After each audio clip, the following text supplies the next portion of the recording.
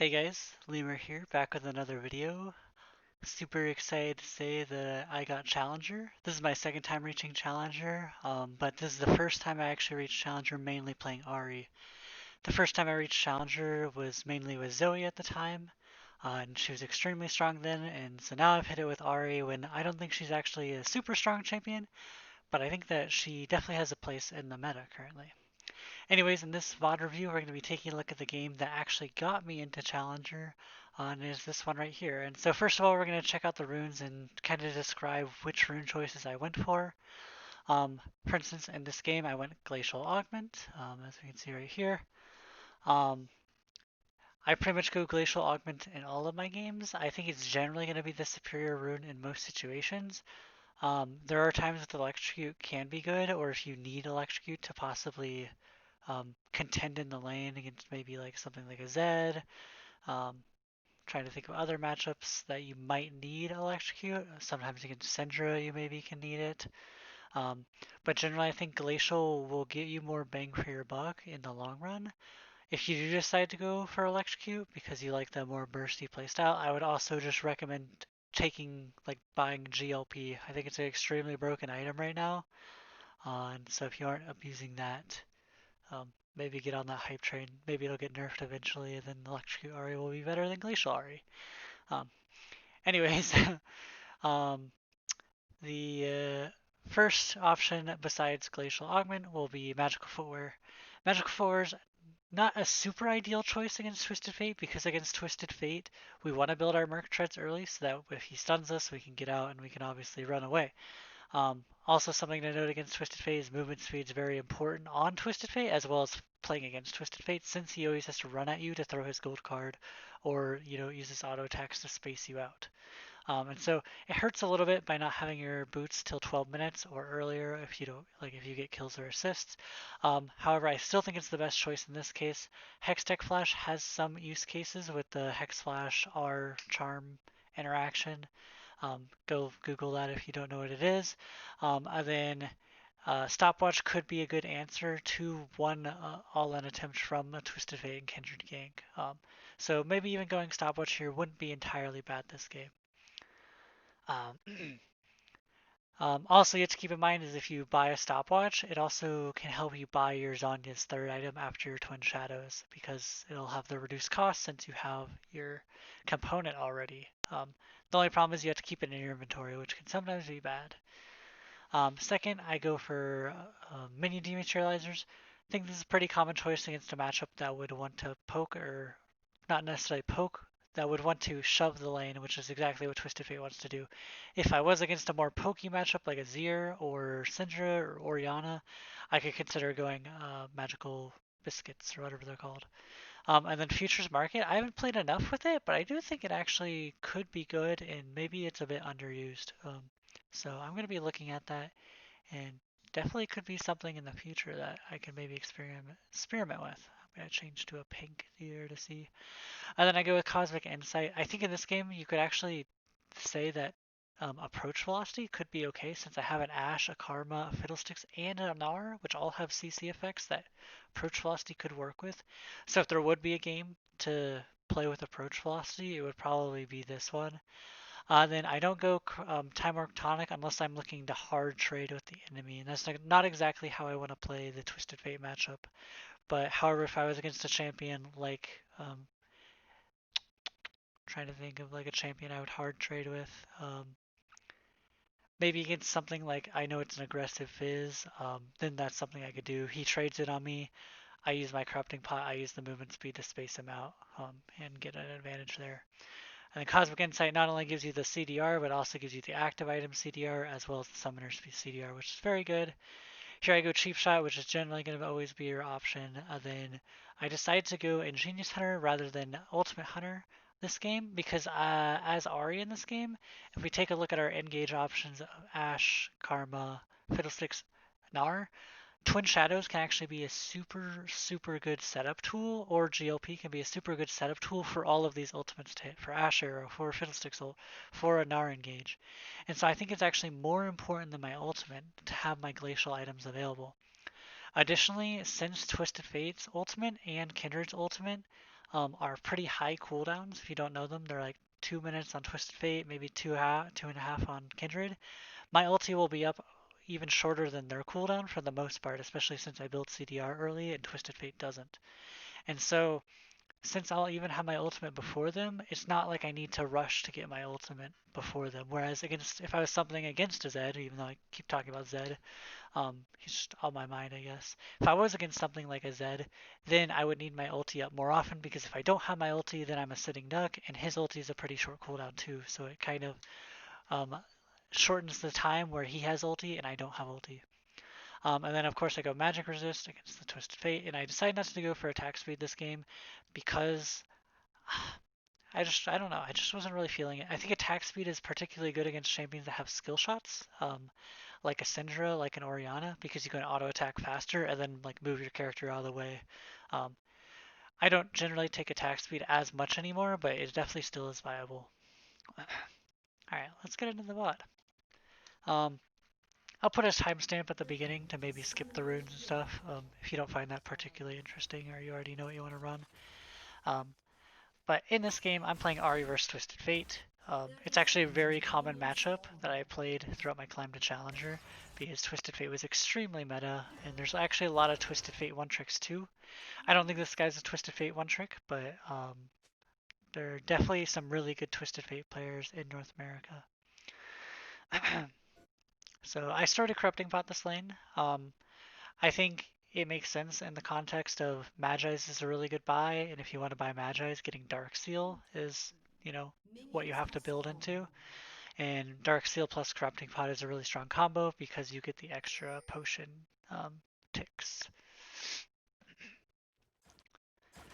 So what I'm thinking about when I get into a lane like Ahri vs Twisted Fate or a champion that wants to shove me in early, like Twisted Fate, is I want to make sure that I get the push lead. So as you can see, I'm already walking up to the minions before he even gets to them.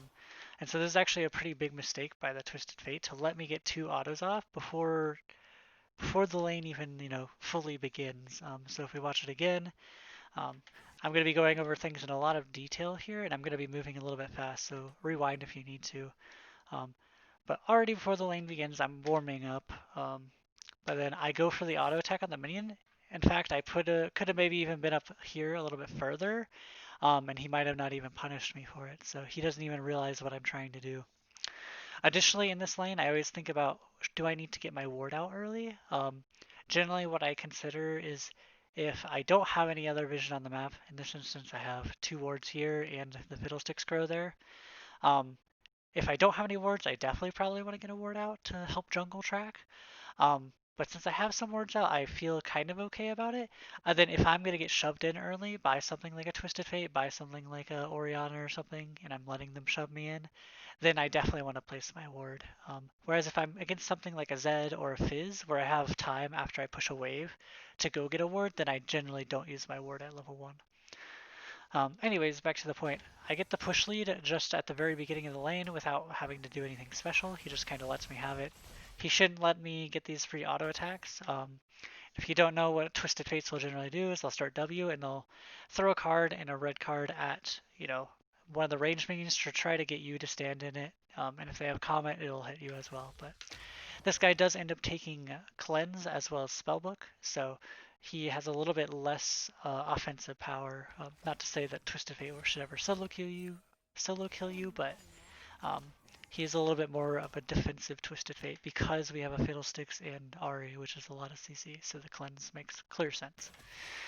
I don't know why the VOD just like evaporated.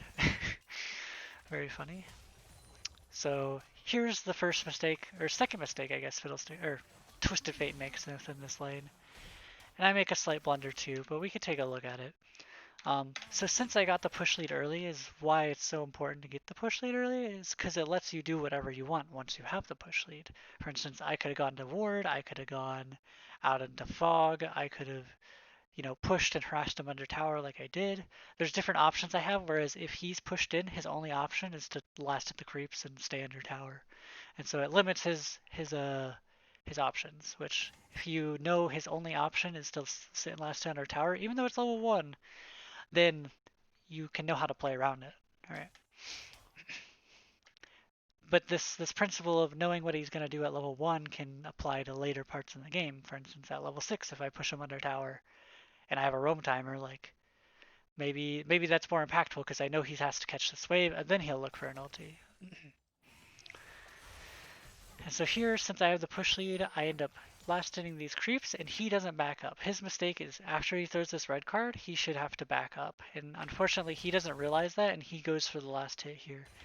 And so since I have Glacial Augment, I'm able to auto him and get the slow as well as the cheap shot proc. And then it was just a mistake for me not to throw my Q whenever he was going for the last hit. And there I dodge his red card again.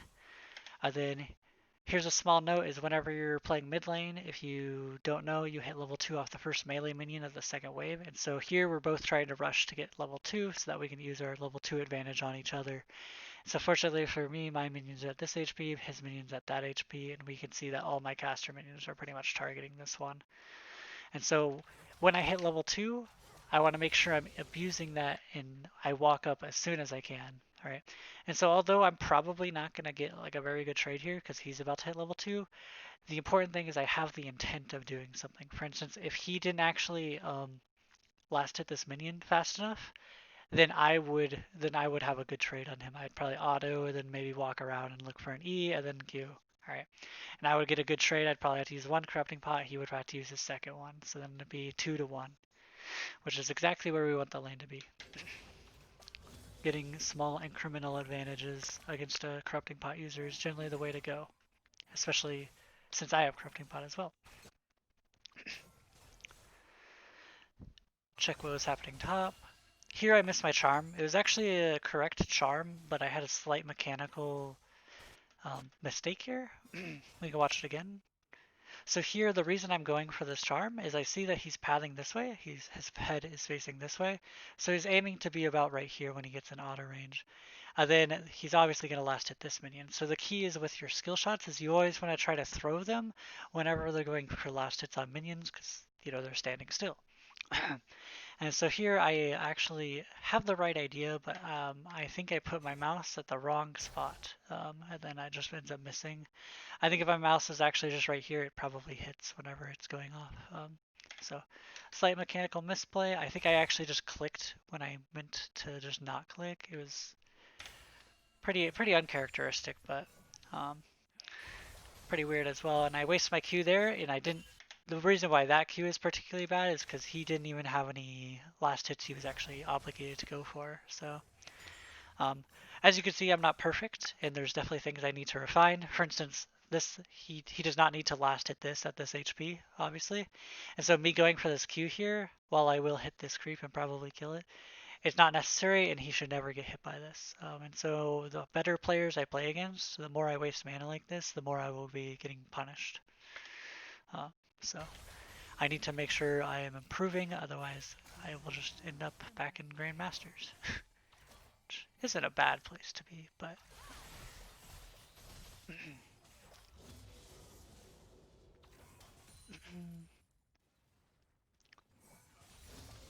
So here I could take a point in W or I could take a point in Q.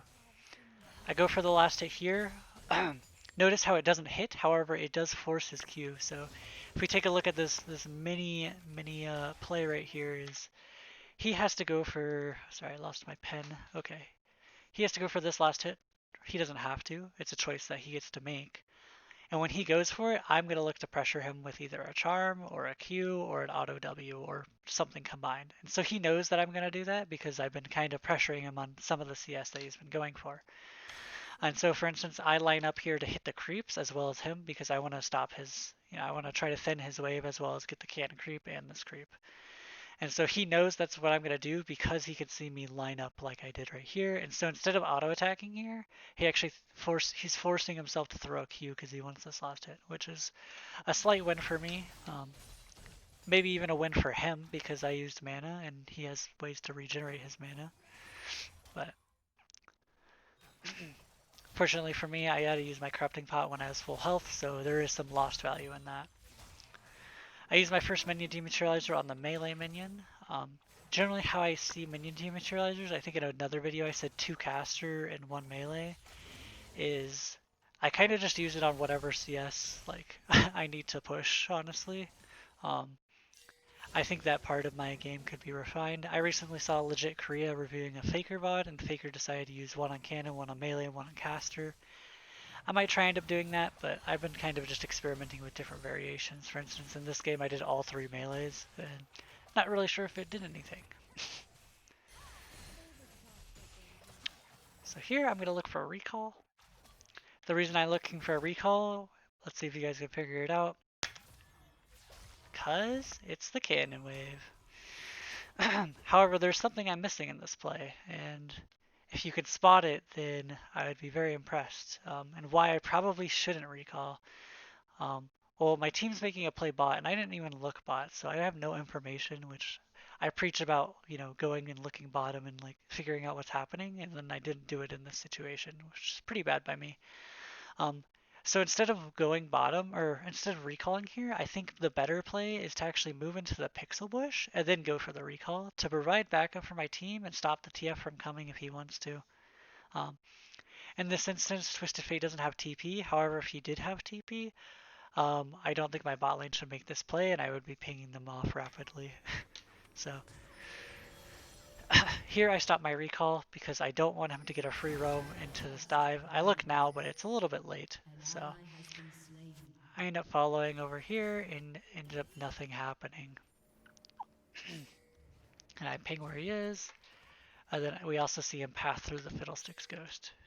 And so here he had actually placed a ward previously, which I even saw on my screen. But I didn't end up noticing it. This recalling here would be super good for me because he's unable to push the wave in time because I have a wave right here. And then he would also have to kill this cannon minion. So it would take him an extremely long time to push this, and I would just come back to an entire, pretty much 1, 2, 3, 4. Okay, 1, 2, 3, 4, plus another 6. I'd probably come back to 10 creeps, and then I would be in a good spot to look for a roam, and probably about to hit level 6. So unfortunately for me, he stops it. I ping out that there's a ward there. And we look to stay in the lane. So something that I have to think about now is he's going to win the mana sustain war. And so I need to find a way how to stop that and um, how to get a effective recall. As you can tell, I still have 1 corrupting pot charge, and I want to make sure I hold this corrupting pot charge to get as most value of it as I can. So I want to make sure I'm using it for the health and the mana. If you didn't notice a few seconds ago, there's actually a lot going on in this game. So if you didn't notice a few seconds ago, we saw Bard running through this ward. I ping question mark exactly where he was, and so I know he's kind of around this area. Ah, well, that's annoying. My bad. Sorry about that, guys. Okay. We see Bard right now. We see him on the map now, so you guys can see it now. So I ping question mark where he is. By doing that, I also let my team know that I know he's there, which can also be reassuring to them. And so since we're making a play top, for instance, if Fiddlesticks was in this bush, I would be like trying to bait this a little bit more. But since I don't know where the Kindred is necessarily, I know she's probably not top right now. But since Fiddlesticks is making the play top, I'm gonna play passively mid to let them make the play, and I'm just gonna retreat. All right, but I do want to waste as much of Bard's time as possible because by wasting his time, he's not gonna be able to run top. He's not gonna share XP bottom. He's not going to get his chimes. He's not killing my control ward. A bunch of different things that he could be doing. Instead, he's just like gonna sit around mid. So I just kind of play it cool, kind of chillax.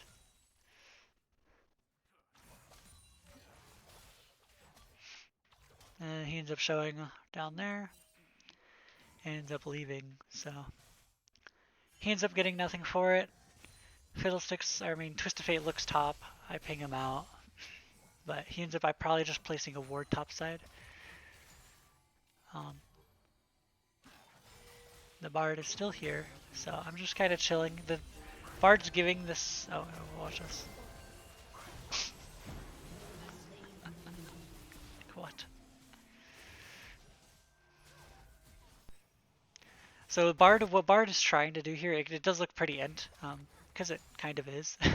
However, what Bard is trying to do here is he notices his Twisted Fate is actually about to run out of mana, even though he could just like use blue cards. And so what he's trying to do here is get Twisted Fate a recall for, you know, so that he can reset, get his Catalyst or whatever, and then come back into the lane. And fortunately for me, like, Twisted Fate actually doesn't need the recall in this situation. I'm the one that needs the recall. Um, so it's kind of interesting in that sense.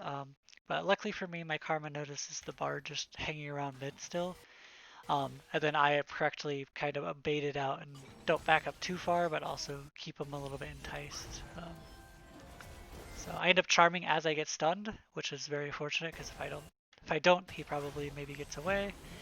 And we end up getting the kill, but wasting exhaust. And then here we just don't have enough damage to kill him, so we're just not gonna kill him.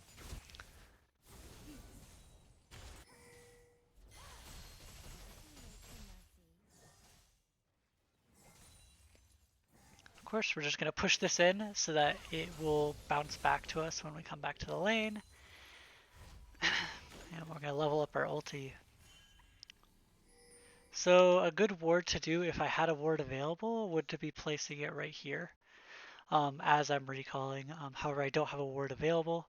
Why this is so good is because I just hit 6, so you can assume that Twisted Fate's about to hit 6, and when he hits 6, he's going to be looking to go this way or this way.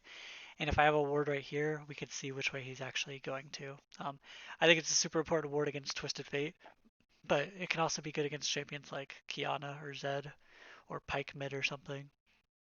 So yeah. But if you're against a champion like Orianna or Syndra, it's a little bit less important and probably better place to protect yourself from jungle ganks. So we're going to go B here, pick up our last chapter, Dark Seal plus Control Ward. Pretty much the perfect buy. I don't know if there's any arguments against that. I let my team TF Selma 6. We see Kindred pathing over to where Ashe is, so Kindred's over here. So we know that Kindred can't be over here, and so here's where I'm a little bit worried, where Twisted Fate, if he hits 6, he can ulti top. However, he just dies because Bard ran up there.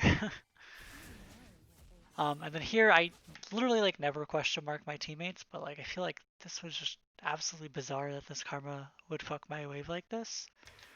It ends up not mattering, but the reason why it was like pretty bad is if Twisted Fate holds a freeze here and Kindred just plays around the Twisted Fate, then I had to blow my ulti for free. And so it's a little bit unfortunate, but the wave ends up hitting the tower anyway, so it's alright. And then here, since Bard didn't clear the control ward earlier, we were able to see this Kindred very easily go for this mark, which obviously she shouldn't be able to get because we have 3 people here.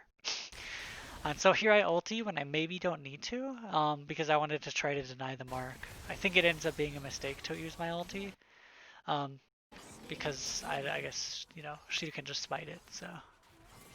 And then obviously what we're going to do is we're going to finish the jungle camp, because we don't want to just leave it for Fiddlesticks to have to come here just to kill one raptor. That would be a very selfish play of us if we didn't kill the last raptor. Then here I don't call out Twisted Fate's missing, and he's 6, and I kind of end my team because of it.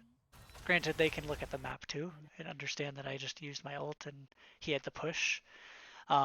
But I definitely should be pinging this out, and it was actually a pretty big mistake that shouldn't have happened, considering the wave was coming into the bot lane.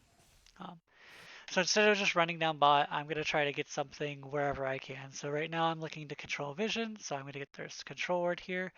And then I'm going to probably look to top side and see what I can get around here, or I'm going to hit the tower. We'll see exactly what I do. We know Kindred just came back alive, so maybe we'll look for her or something. But it was a really good ult by Twisted Fate, so he did that well.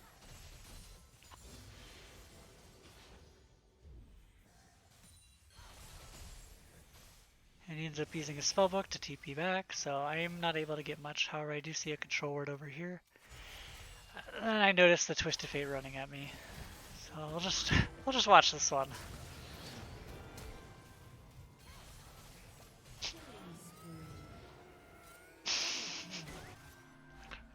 I swear to God, like, one second. I swear to God, I'm Challenger. I swear to God, this was like a high grandmaster game / challenger. Like I swear this isn't bronze. I swear. So the biggest thing to take away from this play is that like when I'm looking over to this board in this bush over here, is I noticed that Twisted Fate's running at me, right? So we see the hawk shot, so I feel like I'm pretty safe. We see the hawk shot path through here when Ash threw it. And I don't see the bard, so I feel like I'm relatively safe. However, bard just appears out of nowhere. He literally appears out of thin air, like maybe he has invisibility. Um, but I think Twisted Fate misplays this because I think that I was gonna walk here and I was probably gonna walk into the bard, and he kind of just let me know. He kind of just like let me know that I was getting ganked when he didn't need to.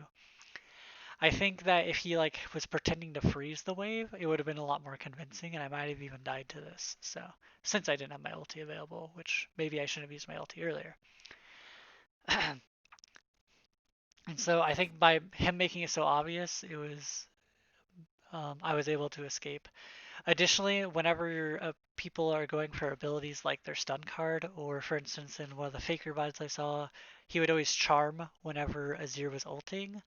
If you throw your charm when they're locked in their animation as well, then you can almost guarantee the hit. So for instance, he's throwing his gold card, I throw my charm at the same time, and so we end up CCing each other. However, it's more impactful for me to land this charm than him, because if he lands the stun, he goes for his Q after, whereas I'm just trying to escape. I don't really care if I land my Q. The only reason I want to land my Q is for the movement speed, which should be easy to hit the first part. I'm not actually trying to kill him here. Alright, even though he does end up dying. Ignore the like frames that are like dying.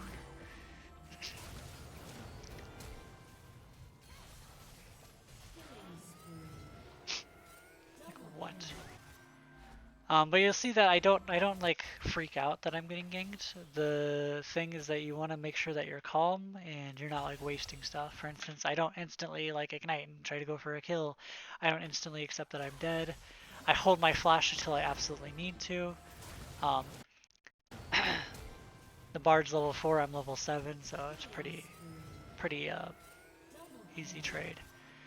Something that I could do here is, since I see Kindred on the map, the only person I have to worry about right now is the AD carry, which honestly I don't even remember who it is. Who is it? Fuck, I don't even know who their AD carry is. But I could E W into Q to get my healing for my passive, so that'll be 6, and then it'll go to 9, and then I can heal up a little bit. However, I am recalling regardless, so probably just using my abilities to last hit. Well, okay, I actually do that. Wow, I'm actually impressed. um, I use it just to get a little bit of extra healing. It's not really necessary in this situation, but for instance, if their AD carry was a Twitch or something, maybe the extra HP helps out if he comes for a gank. Oh, it's a Jhin.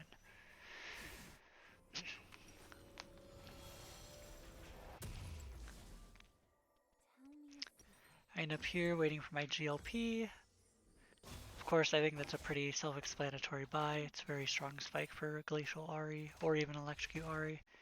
I let my team know TF has roam timer, I ping out his ward, I ping his merc treads. It's always important to make sure that you are tracking the enemy's items, especially stopwatches and merc treads, because they can really screw up your day. Here my bot lane has a roam timer, and I let him know where it's warded. Then I go for my R, GLP, and I kind of predict he was just going to try to dodge it. However, I wasn't timing his flash, so... did he even flash earlier? So, I guess he just had flash available. Maybe I could have held a little bit longer. I think overall the better play is for me to like GLP and then Ash arrows, and then we charm out of that. But I think with Nimbus Cloak that TF has, it's kind of hard to assume I'll hit anything here. I could have gone for a GLP right there. That actually might have been a mistake. Let me check. So right here, something that a lot of people don't know is when GLP is like Ash W, and if you don't know what I mean like Ash W is, whenever it last hits a creep, it'll actually go through the creep. So same thing with Ash Volleys. Whenever it last hits the creep, it just goes through it. I'm like 99% sure that's the case. But I don't know why I didn't do it here then, if I knew that's the case. So pretty much like this TF thinks he's safe by hiding behind the creeps, but I could just GLP it into a charm, and then he would probably wouldn't die, but he'd probably end up at like this HP pretty consistently, probably like 80% of the time. And if I miss, then all I do is like lose this much mana, so it's not like a huge deal. So that is definitely a trait that I probably should have taken, and I was just too worried about getting the CS to focus on doing that. But yeah, that's actually a big missed opportunity. I don't know why I didn't do that. I've actually watched the spawn 2 times, and I didn't notice that the first 2 times, so. Here I'm looking to run bot, not particularly because I want to. However, if I don't go bottom, Twisted Fate's gonna ulti bottom, and I can't really stop him if he walks around this way, because I don't know where Kindred is. And so instead of being like reactive and like following after he does it, I'm just gonna run bottom, and so if he TP's here, I'm already here ready for the fight. One of the biggest advantages of Glacial Ahri compared to Electrocute Ahri is since I have my GLP available, I'm still like a pretty good champion. However, if I was Electrocute Ahri and I didn't have my GLP available, then I would be pretty worthless in this situation. So even though sometimes this is a little bit annoying because, you know, they can stun, they can run away, I think I'm still pretty comfortable in this situation without my ulti or flash or ignite. So something that will happen when I do this is you'll notice that my jungler was being a good player and he was watching mid, which might not happen in lower elo games, but in higher elo games, like the jungler will happily watch mid because he gets free CS. But also Fiddlesticks could like look for kills on the Twisted Fate. Anyways, if your jungler isn't watching mid, you can always ping them to like go watch mid. So it kind of is your job too. I was actually watching the minimap to make sure that Fiddlesticks was watching mid, so I had no need to ping it in this situation.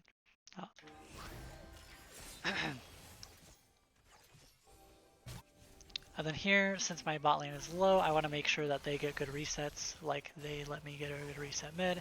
It's kind of just returning the favor. And so now we're going to keep tempo, however we have lost tempo mid because Fiddlesticks can't compete with push against Twisted Fate. And since Gnar didn't realize he was playing weak side, he ends up dying here because he was trying to make an aggressive play. So a little bit of a mistake from RF Legendary, I believe, but I think it's alright. So I go back mid. I noticed Twisted Fate is actually on the Scuttle Crab ward. He was on this ward over here, pathing this way. And I want to make sure that he can't go through this area. If he goes through this area, like, he should be killed. Because, like, what if my Fiddlesticks is over here? Maybe since he goes through this area, I can assume that he has this warded. And so maybe I should, like, walk a little bit like this rather than like this. Because if he feels safe enough to move through here, you have to imagine this is warded. Because literally it's like a free Fiddlesticks gank. Anyways, I feel pretty comfortable contesting this because I have my GLP, I have my Ignite, I have my ulti. So making sure that he walks there all the way around is always going to be a lot better unless you're trying to go for recall timing, but I don't really have enough gold for a good recall, so making sure I'm contesting where I can.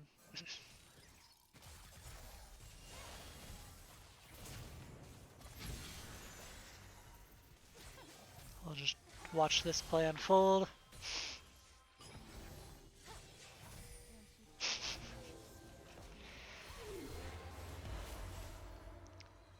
And then we'll review it afterwards. Alright, so what should we have done? Oh, well then we'll watch Karma. Okay, Karma gets the kill. I don't get an assist though, so what was the big idea with this play? There's several things that went well and there's several things that went bad. The first thing that went well is we know he has cleanse, alright? So the biggest thing that whenever you're playing Ahri into a cleanse is you want to make sure you don't overlap your charm and your ignite, because cleanse gets rid of ignite, cleanse gets rid of charm. And so you want to make him choose between one of these. So make him choose between cleanse or between your charm or your ignite. He should probably always choose ignite, honestly, especially if you're glacial, but maybe against electrocute, maybe he chooses charm. Anyways, you want to make sure you're not overlapping your charm and your ignite. So I charm him, I use my whole combo, I land, and then wait for the charm to end, then I ignite. So then you see him cleanse later, alright? And then unfortunately my R misses, so maybe I could have used my R a little bit earlier before I got stunned to take up some of the stun duration. So maybe that could have been a play. I get the auto off, then I R again. However, I didn't actually realize he had a Zanya's or like a stopwatch, which, I was just preaching like, make sure you're looking at the items because I made this mistake and I remembered I made this mistake. I didn't actually realize he had a Zanya's. I would have just got a Zanya's and then just instantly backed out here. Probably. I'm not sure. But here what I do is I run out of tower range. Um, I run out of tower range and then I'm looking to try to go back for the kill. However, I try to like R this way, I think, and try to like hit the R still, or no, I R this way.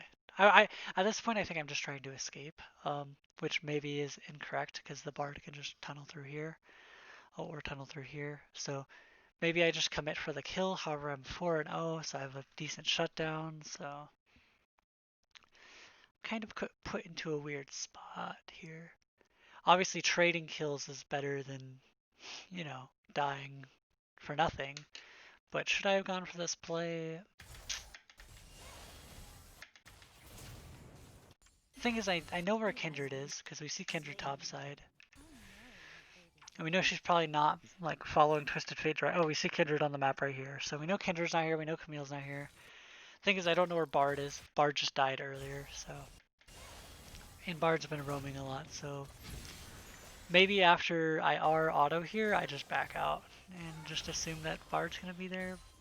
Maybe I don't throw my Q. Ah, that's what I should do. So right here, I R auto R, and then I know that he has to Zanya's, so I just hold my Q instead of use it like I did, and then just Q for his like on his Zanya's, and then R out, and I actually live, and yeah, that's probably the play. But I think overall, like, I could talk about the mechanics of that and, satisfy like, wow, I could have played that a little bit differently. But overall, the biggest play is I should have looked at his items because I didn't even realize he had a Zanya's, which is, Challenger, by the way. Anyways, something I do before I die is I know I can't kill the Bard, and so I decide what I'll do is I'll just kill the creeps. So instead of trying to hit the Bard with charm and stuff, I just kill the creeps, which actually allows me to get up to 800 gold, and so I can actually buy my Mercury Treads or my Sword Boots. So it's very important that I actually did that, otherwise I would have had a significantly worse buy.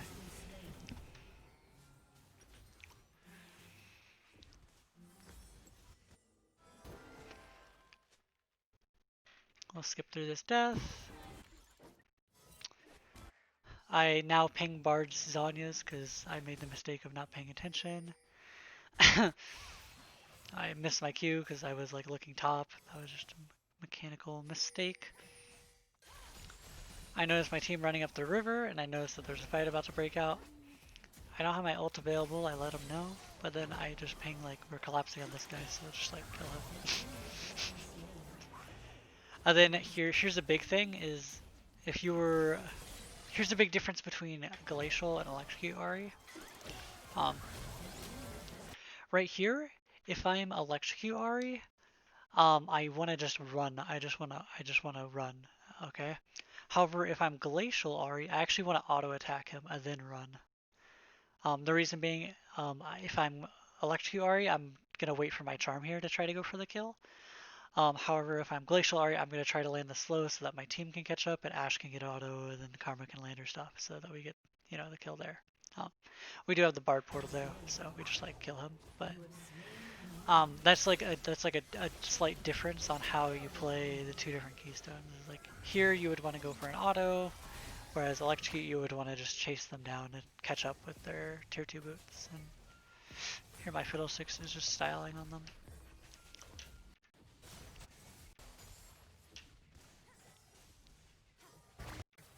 I let him know Twitch advance or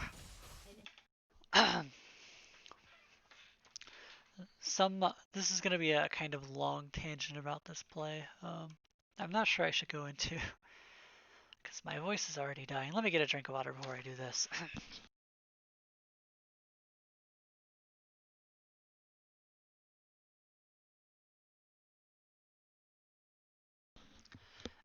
Okay, sorry about that. So what you'll notice is Twisted Fate's coming back alive. He's up in 14 seconds. He has his ulti available. We should know that just based on our internal timings in our head. So what we're thinking about is what is our team doing and what should I be doing because Twisted Fate is up. For instance, if I was to recall here while my team is top, Twisted Fate gets a free ulti. However, since I'm pressuring this tower, it makes Twisted Fate sorry. Makes Twisted Fate have a choice of either ulting top for the Gnar and the Fiddlesticks, who are both pretty low, or defending the mid tower, because if he doesn't defend this, then I probably can get it. Alright. And so whenever even though I don't know where Twisted Fate exactly is on the map, I mean he's probably something like here or something, or here, or here. Even though I don't know exactly where he is, I can still kind of predict what he wants to do on the map. Like I kind of put myself into his shoes. If I'm in his shoes, I'm looking top right now, and I'm wondering, should I ulti here, or like, does my Bard have it, or like, what do I need to do? Do I need ulti bot, or do I need to defend mid? And if, you know, he needs to ulti top, then he's ultimately giving up mid tower. And so he has to weigh his options like, first of all, he has to think about like, do I want to keep my mid tower? Do I want to help my Bard? Do I want to go bottom? Or for instance, if I wasn't pressuring this mid tower, oh well, that's an easy choice. I just go help my Bard and then go mid afterwards. There's no pressure on the map for me to have to make a decision, or else I will lose something from it. All right, and so I think that's an important like just overall league concept, not related to Ahri, not related to mid lane, not related to anything. Um, that like you need to be able to think from your opponent's perspective. So something that you'll notice here is Fiddlesticks or not Fiddlesticks. Fiddlesticks dies regardless. He didn't actually need the Twisted Fate to go kill him.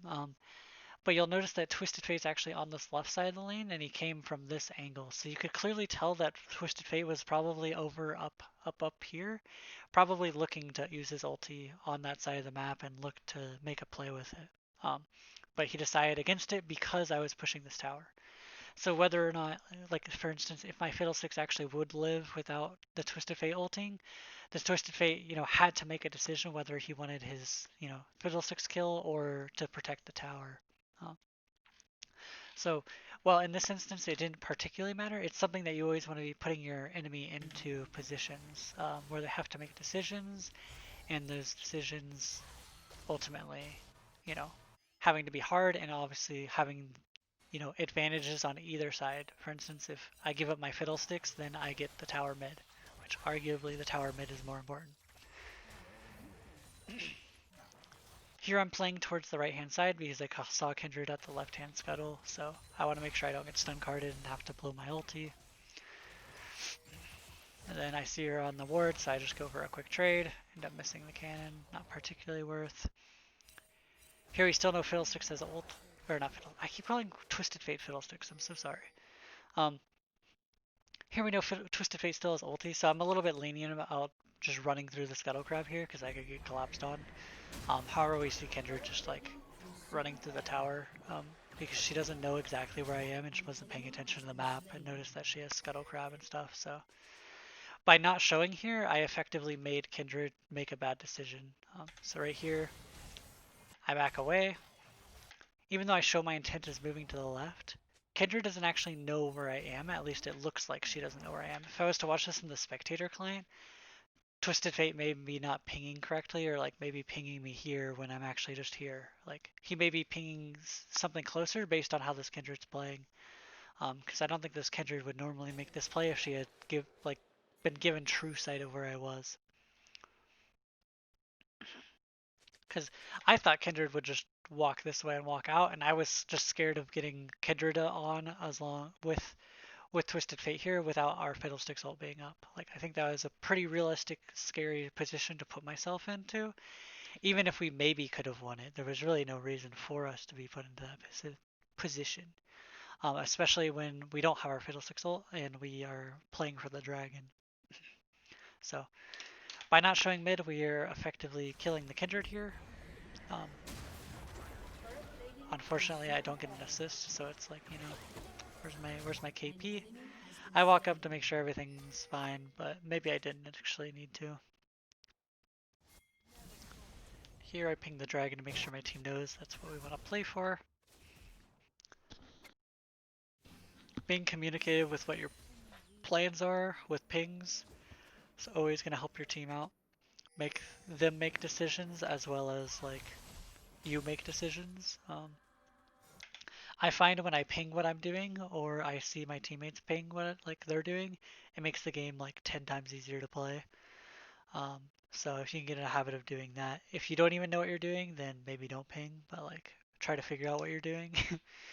For instance, Nar pings his teleport. We know that Nar is like he's ready to teleport to this fight and that we should take this fight. Like that's like what his like you have to have like the context clues. Like that's what he's trying to say with teleport ready. All right. Or if he starts recalling here, that means he's gonna like probably teleport early or something. Like you could tell what he's doing based on his pings. Here I'm looking at the fight as I'm moving. I see the fiddlestick or the twisted fate moving, but I also see my fiddlesticks moving. And we end up just picking this guy up for free. Probably didn't need to use my GLP. Probably was a mistake. And then here I blow my R third, which maybe could be a mistake. Also could be a good play. It's hard to know. I thought their entire team was over here, and so there would be no reason for me to hold my R because I wouldn't be able to reach them in time. However, in a few seconds we'll see that's not the case. But why I blow my R earlier is to get it on cooldown early, so that in a minute 18 it'll be up rather than at a minute 25 it'll be up. However, I think it was a slight mistake. Because we see the Kindred on our minimap right here, and she gets silenced, and say for instance if I had my R available, I just go for an RE, and then I probably don't waste my flash here. So debatable actually whether my R would have been up. I think it would have been. Let me erase this so I can see the timer. Play back.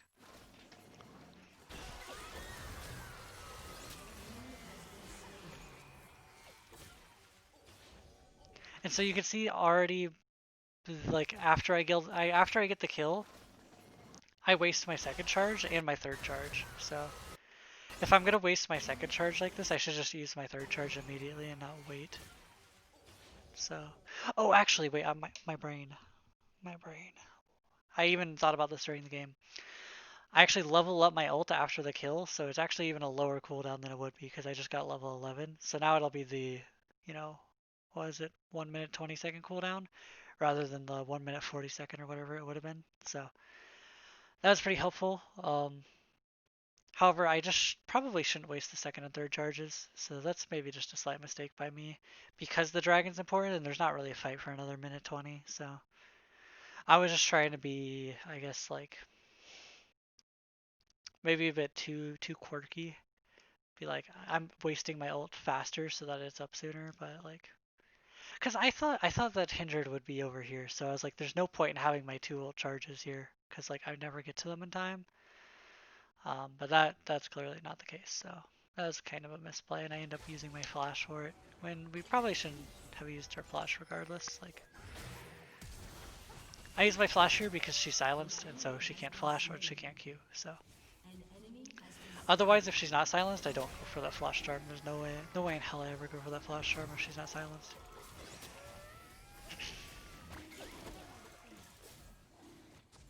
Here I just walk at him in GLP to make sure he doesn't get a steal.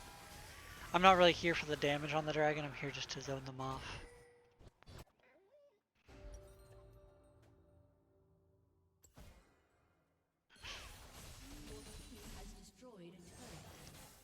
So here Twisted Fate probably has ulti up, so I need to be a little bit careful to make sure I don't get collapsed on by multiple people. So I see the Bard here and I just make sure I back up and ping that my mid tower probably needs to be defended because I'm out of mana.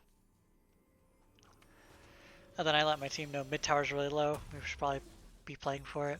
I say keep up the pressure, but I just like wanted to say something to make sure my team didn't enjoy this game because I don't know. I played like 5 games where I was 1 game away from Challenger and lost all of them. So this one I was like, I really want to win. um, but just picking their items because I made the mistake earlier and I don't want to make it again where I don't realize what items they have.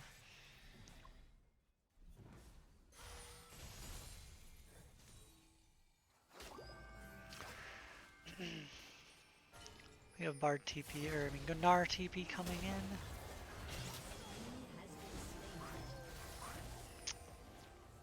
Oh.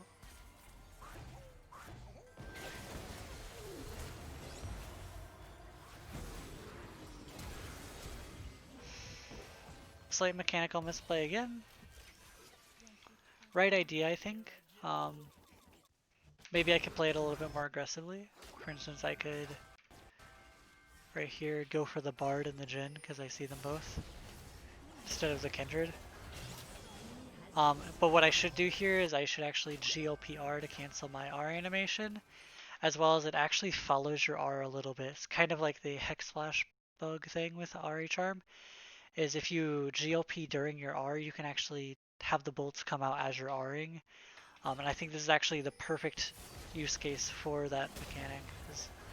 I R here, and then I should just GLP and press R at like GLP R like instantly, and then go for a charm, and I think I actually get a kill here. So slight mistake. Maybe Jhin flashes it, so maybe I don't get a kill and we get the charm or the flash regardless. But overall, we would save time. So.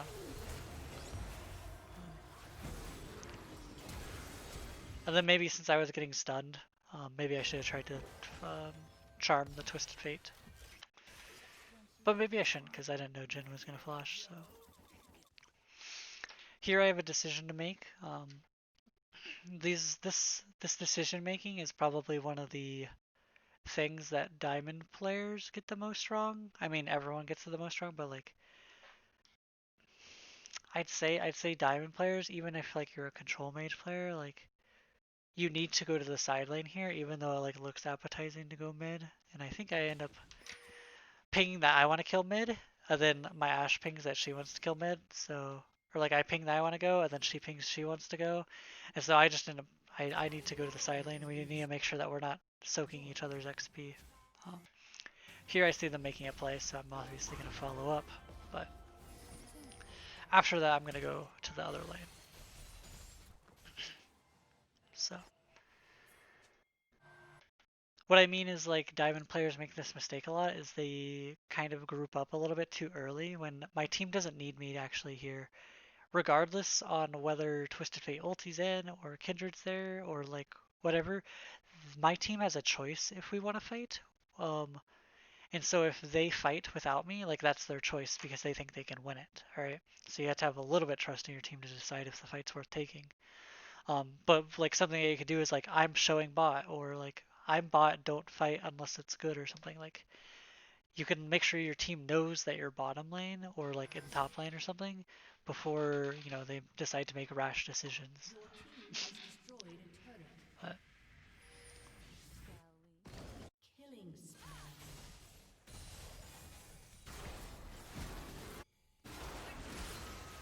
for instance, my team fights here. It's kind of a desperation play for the enemy team, so you wouldn't really expect it to work. But like I don't even flinch. Like this is their play. This is not my play. So I'm just kind of just chilling bot lane, getting the farm because if I don't get the farm, then like we're wasting it, and we could just be getting even more ahead. For instance, even if they make this play mid and no one dies, like the Twisted Fate and Kindred live, and everyone here lives, we still come out on top because I was pushing this wave and they're losing this cannon minion and they're losing these melee or like these range creeps, right? And so overall, this play will have a higher chance to have a positive outcome, probably regardless of the situation. Especially if you're looking to carry the game like solo, because you're going to be the one getting the XP and the gold. So, and then obviously in like a team environment, when your team knows that you're showing bottom, then they're going to be more careful. There I missed the cannon that I obviously shouldn't have.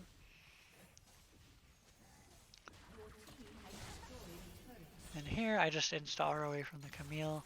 If she has flash there, she should actually flash ult me. I don't know if she does or not, but don't think there's much more else to say. He cancels my recall. I end up pushing the side lane again, and then we get red, we get the dragon. I tried to do the kind of cool Twin Shadows bug where you can use it over the wall, but I end up missing. If you actually stand like right here and use Twin Shadows and have your mouse over here, the Twin Shadows will actually appear over the wall rather than going around. So it's just a small thing. But I messed that up, which regardless, I probably didn't need to do that, and then we end up winning. Um, let me show.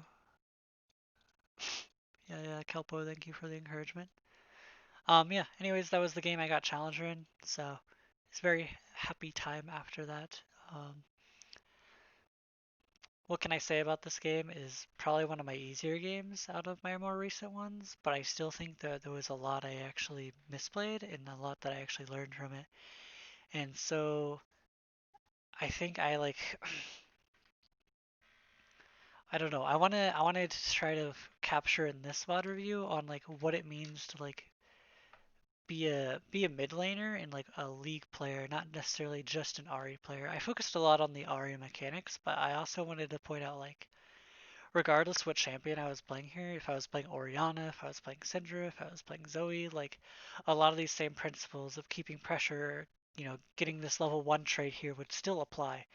And so you need to make sure that like while you are playing, say you're playing Ahri and you're watching this video because you want to get better at Ahri, you're also watching this video because you want to improve at League overall and you also want to improve at mid lane. And because if you just improve at Ahri, you're gonna end up getting stuck in like, for instance, I think when I first hit Diamond, I was kind of in this spot where like I was good at Ahri or good at Syndra or whatever I was playing then. However, I wasn't very good at the game, even though I was Diamond.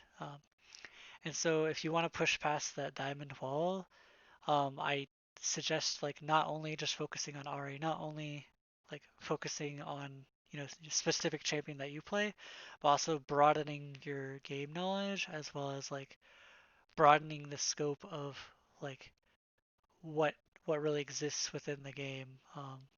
Because like knowing Ahri versus TF matchup is like cool and all, but like what if instead of knowing Ahri versus TF we knew like mid-range mage versus mid-range mage that want to push each other in, right? Or you know, mage versus poke, or like I mean mage versus like an all-in assassin. Like those archetypes can cover more parts of the game. And for instance, like if my top laner was playing a mage versus an assassin, I can kind of expect how the lane will go. Like he'll probably get pushed in at level 3 and he'll probably bounce back. So maybe I need to make sure that he gets the wave crash in at level 3. All this different stuff that I can maybe play around to help him succeed. And if I help my teammates succeed, they'll help me succeed. And it's kind of just like this circle that goes around and around. Um, which I believe that playing with your team, especially in higher elo, is almost a requirement. Um, so especially if you're playing something like Glacial Ahri. Um, so having the most game knowledge you can is going to provide the most benefit to you. Then something else I wanted to add on to a side note, I don't know how long this is getting, is while I got Challenger on Ahri, um, I don't think I'm necessarily the best mechanical Ahri player. I just happen to be a player that I think focuses a lot on the analytical side of the game and doesn't necessarily take high risk plays, which may not be the most entertaining, may not be the most fun, may not be the most YouTube content worthy, but it's an effective playstyle that players like Apto and even sometimes Faker kind of do, where it's necessary to win the game sometimes. And so I think some players need to be told that, I guess. It's like you don't always have to be the carry necessarily, and finding positions to make your team succeed is almost just as important as carrying the game, because if you find positions for your team to succeed, then that means that you carried your team. You might not have the most damage, you might not have the most kills. However, you won the game. And you might outperform the other mid laner, you might not, but you won the game. Which, if you go through your VOD and review it, there's definitely things that you can learn. And if you keep learning and improving, then eventually you'll climb. which is why I'm doing this model review right now. I'm doing it not only to, help you guys out and help, people learn Ahri, help people learn mid lane, help people learn the game, but also because I want to improve myself. I want to get, top 50. I want to get back to top 30 where I was when I was playing Zoe 2 seasons ago. Um, Whether or not it's possible, like I believe it's possible. So um, I want to make sure that I'm improving. I watch like Faker all the time. I watch Apto all the time. Um, that's kind of the things that you have to do if you want to improve the fastest and improve, you know, as quick as you can. It's not just spamming games. It's not just um, playing until you drop dead. It's actively thinking, actively questioning why you did certain plays, why you didn't do certain plays. There are things in this game that I probably like completely missed, and someone even better than me will be like, "Wait, this guy is a complete idiot. Like, why is he not, going for this trade at level 2? Why is he not going for this trade at level 5? Like, what is he doing? Why didn't he just recall instead of let the Twisted Fate go on that bad roam? Like, there's a bunch of things that could go differently, and I think it's important that you analyze them and try to find theories from one game that can apply to another. So like rather than just extrapolate like, wow, I can make this trade on Twisted Fate because he stands still because he uses his W. Well, what other champions stand still? Like Syndra when she presses E stands still. Like maybe I could charm her when she's doing that. When I was watching Faker, he charms Azir when he Azir ults. Like I charmed Twisted Fate when he uses his yellow card. Applying different theories, like and helping you learn through that is the most important thing. It's not just like specific champion interactions. So I kind of went on a long um, thing about that, and I could do like a whole video on that because I love talking about that kind of stuff. And I think Slay the Spire as a game, if you haven't played it, is definitely something that I would suggest if you actually are interested in different games, especially a card game. It'll actually teach you a lot on like what you need to do to win games or play around games. But yeah, thank you guys for watching. I'm excited I got Challenger. Hopefully there will be more, you know, more time for me in Challenger and I don't just fall out immediately. But anyways, I'll see you guys next time. Peace.